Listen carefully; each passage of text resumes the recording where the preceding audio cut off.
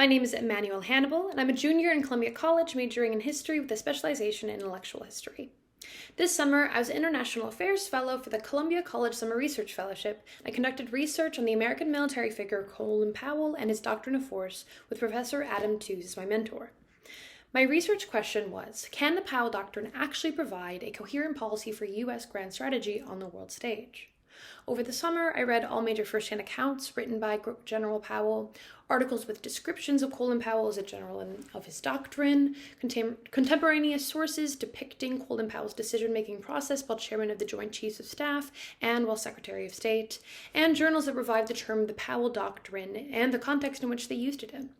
By tracing the evolution of Colin Powell's career as a soldier-statesman and the press's reception of his figure and his doctrine, I realized that the Powell Doctrine failed to dictate proper policy measures throughout its use, but still continued to be cited by intellectuals and policymakers as a viable foreign policy strategy to solve the forever wars in the Middle East.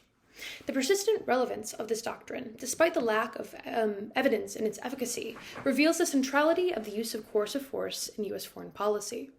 The Powell Doctrine provides an interpretive framework to attribute the failures of military expeditions to the choices of policymakers, and dangles a fig leaf of reluctant realism over the United States' continued expansion of the military-industrial complex.